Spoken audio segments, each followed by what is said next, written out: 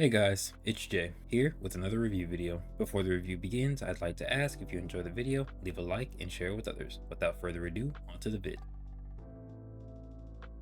The episode begins with Thanatos walking in his own mindscape. As he approaches his throne, he sees Abel sitting with a disgusted look on his face. Thanatos asks him if he is bold or foolish, and Abel responds that it would only make sense for him to claim this chair. After all, it is his home, and Thanatos is just a guest. He says the all-powerful founding father is nothing without a vessel, and that this place may be his mine, but he built his house on Abel's land. He then says Lord Elimelech may now speak. Thanatos says he has killed men for less, and that Abel is bold indeed, as to speak his true name. He adds that humans become so confident once they graze power with their fingertips, and that he supposes Abel desires thanks for hosting him, or maybe he can understand he is as insignificant to him as a speck of dust is to their universe. He says he wonders why a human would aid him, and that he could read his mind, but it seems Abel is his kin and shares his blood in purest form, as he cannot control him like former vessels. He then asks Abel what he desires. Abel stands up and walks next to Thanatos, and says the complete eradication of Thanatos' entire species. Every last Kimyo. He says even though they both inhabit this body, it seems Thanatos' freedom to choose is at his disposal. He says he studied Thanatos in his one failure, Malhazar, the Invictus vessel, who Thanatos could not tame because he was Thanatos' descendant, and with a body and mind as powerful as this, he cannot override their will as he could with someone who doesn't share their blood. He continues by saying Malhazar had the opportunity to destroy every last accursed half-breed that ever walked the earth, but he so cowardly chose hope and peace, and that he knew how foolish it was, as why else would he father a clan with the sole purpose of stopping Thanatos' efforts? But if his plan didn't work, his children would be forced to contend with Thanatos for as long as he lives. Abel then says he is no fool, and that he will allow Thanatos access to this vessel to see his plan to fruition, as he is interested in one of its minor details. He says Thanatos aims to kill every weak Kimyo that does not align with his plan. Abel is in favor of this, but Thanatos also aims to kill his filthy brothers, opponents he would not even attempt to challenge himself. He adds that he will allow Thanatos to do this, and when the smoke clears, he will take over and finish who is left, those standing by his side, and then they will die together. Every piece of dirt they call Kimyo will vanish. Thanatos asks if Abel has forgotten that his plans include the death of 90% of the human population, but Abel says this is the sacrifice he is willing to make. The scene then switches to Jose landing in front of Shay. He then forms a purple spike and stabs it into Shay's hand. He then comments how Shay had no reaction to that and asks him what's up, as he's a great 4 and he should be wiping the floor with him. He also wonders if Shay is even trying. He thinks to himself that he sees why his master coveted Shay's body, as it's marvelous, and that it should be overflowing with chi, but for whatever reason Shay is concealing it to a great degree. He adds that he must study it and wonders how much damage Shay can even take. Suddenly, something crashes through the building near Jose, and as he turns around, he is surprised to see Leith, who himself says they have a grave situation. He says Andrea has been concealing treachery, and he believes she has touched the Verboten. He says they shouldn't even be coming into contact with her, and God alone knows if she can return from this, and adds that she must love Shay as she willingly cursed herself to get over there. Andrea then dashes forward and swings at Jose, though he dodges this. Shay then seems to look at Norigiri. Jose seems shocked and says Andrea wields cursed chi, and questions if Code knows of this, and how they can trust the blade. He then tries to use a technique, but Andrea forms a spiked blade on her metal arm and slashes at Jose, sending him past Leith. She then rushes towards Leith, swinging Norigiri at him in the process, and forcing them into a building. As Leith slides back and recovers, he says cursed chi corrupts, and if it grabs hold, it may never let go. He then says he's heard of Norigiri, and that what Andrea has done will greatly empower her, but if she doesn't cast it from her, she may never return. He then adds that he must defeat Andrea now before Jose is forced to activate himself to destroy her, as that would draw the god tier right to them. Andrea then bursts through the wall and bashes Norigiri into Leith. He then tries to slash at her, but she blocks this with a blade spike on her arm. He then sends tendrils of paper at her, though she maneuvers around him, and before she can do anything, she notices Jose flying towards her. He then forms 3 orbs and detonates them in Andrea's direction. However, she seems to be enduring the heat, and Leith leaps in to try and finish her, but Andrea shouts and it has enough force to send him backwards. We then see Andrea is flying out of the building, and as soon as she lands, Jose and Leith appear to try and seize their opening, though Andrea grips Norigiri and forms a dome with spiked blades protruding from it. Jose perches himself on the corner of a building and laughs, noting that Andrea has gone mad, and says cursed chi is untamable but powerful. He says he heard they reside in obscure locations, but Code sanctioning the use of this one blade, the Naginata that amplifies the talent of its host with vile chi that cannot be tamed by the wielder, and adds that they say it inevitably kills its host and moves on to the next. He then says he must have it, and yells for Norigiri to come to him, as he's heard of its thirst for blood, and that there may be someone in their rank who can wield it accordingly, and adds, imagine what it could do against the Great Four. Jose then looks to the side as Shay is pointing Tomas directly at him, and as Shay causes Tomas to dissipate, Leif says that the cursed spikes originate from Andrea's possessed arm, and if she fully succumbs to the infection, they may not be able to fend off her attacks, as they will generate from her entire body. He says her natural strength and speed are already increasing, and asks how they should proceed. At the same time, Shay places his hand back where it was and stares at Jose, who has a shocked look on his face. Though Leif is still talking and says that they don't have much time and that he needs to focus.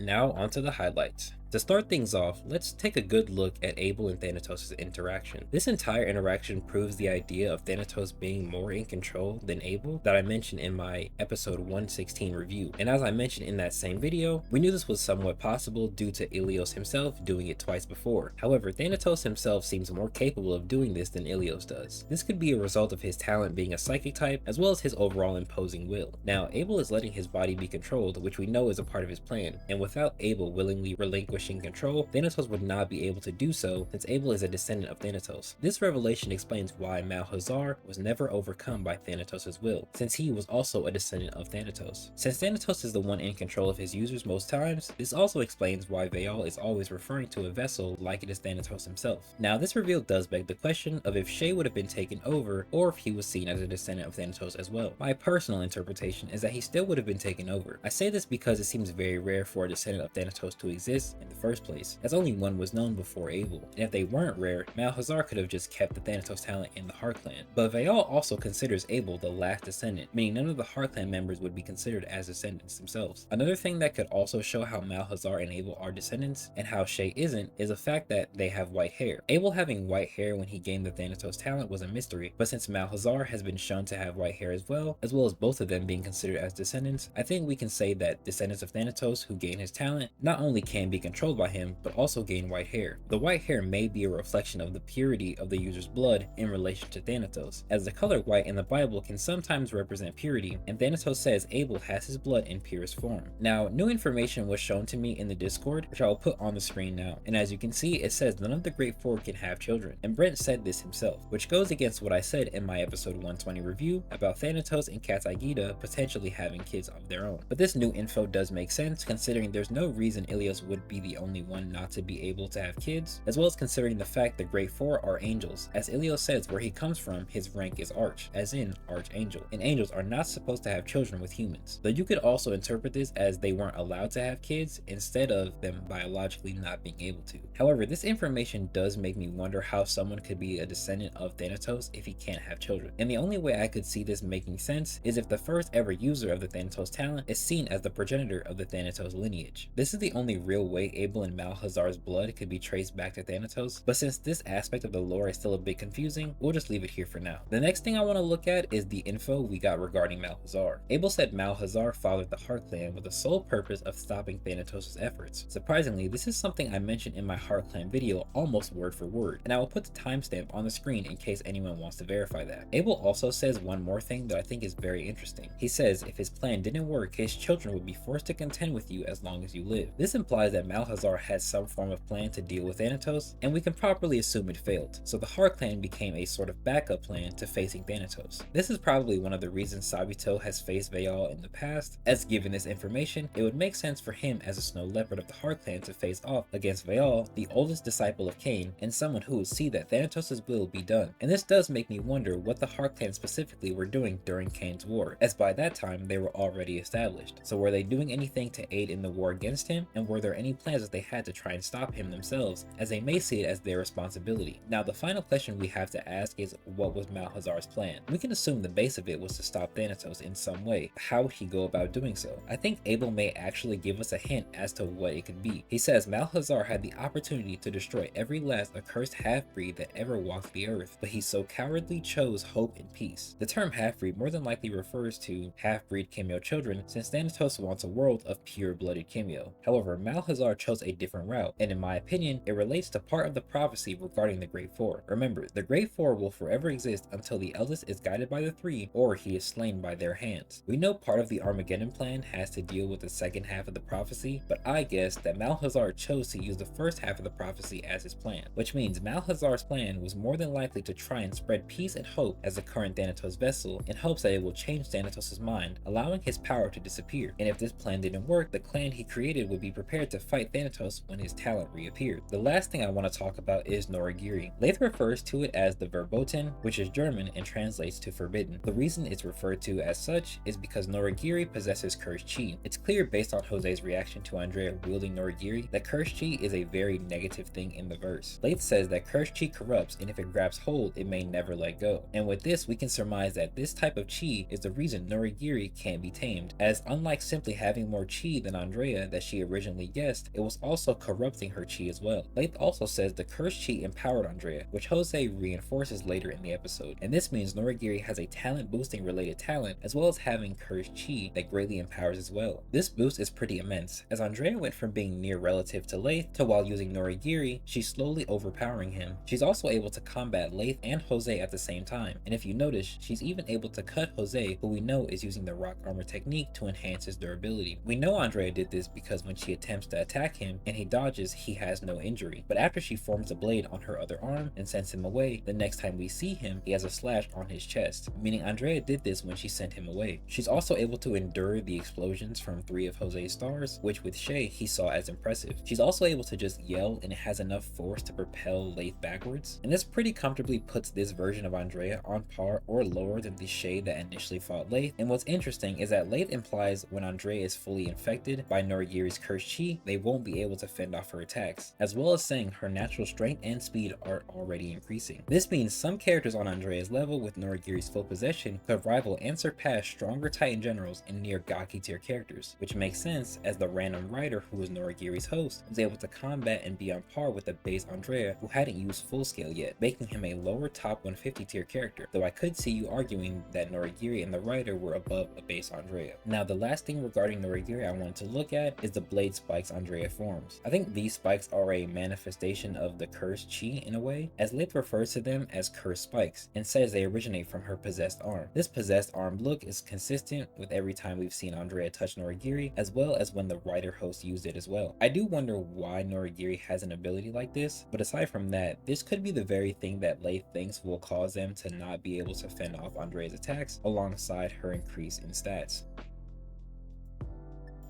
In all honesty, I enjoyed everything about this episode. I'm a bit surprised that Abel's plan is still the same as it was originally, as I would have thought his original viewpoint was just a facade, but maybe he has a past that relates to why he despises Kimios. He also says he plans to die with Thanatos, but I'm wondering how that will even be possible, and based on Tevin's narration in episode 113, it seems like they are still fighting Thanatos during Shay's Ronin era, so I'm wondering when he thinks he'll be able to execute this plan. I also heard some people think his plan is kinda dumb, and I'd have to agree, as over time he basically be strong enough to deal with the weaker Kimios himself, and his own allies agree that weaker Kimios have to go, but to sacrifice 90% of the human race to ensure he can finish off the rest of the Kimios is insane. Now I really like Andrea showcasing with Noragiri, and this is exactly what I expected from her if she used it against the Arangaki. However, I think using it here instead of there is better overall, as it allows characters who know of cursed chi to mention it while fighting her, as Goro would not have been able to do so. One thing I did notice while making the script is that it seems like Andrea is fighting to protect Shay, but Noragiri is as well, or wants to be near or close to him. And I say this because of how it screeches after Andrea looks at Shay. I do kind of wonder though why Noragiri isn't talking like how it did against Andrea, but maybe we'll see that in the coming episodes. The last thing is, I think it's really funny how Shay is pretending to be pinned down, and every time I look at the scene of him having Tomas ready, but then putting his arm back combined with Jose's face, makes me laugh. One more thing that I just thought of though is that Shay could be using Andrea as a means of live combat practice, and seeing what Noragiri and Andrea are capable of while being able to deal with the situation himself at any moment he chooses to.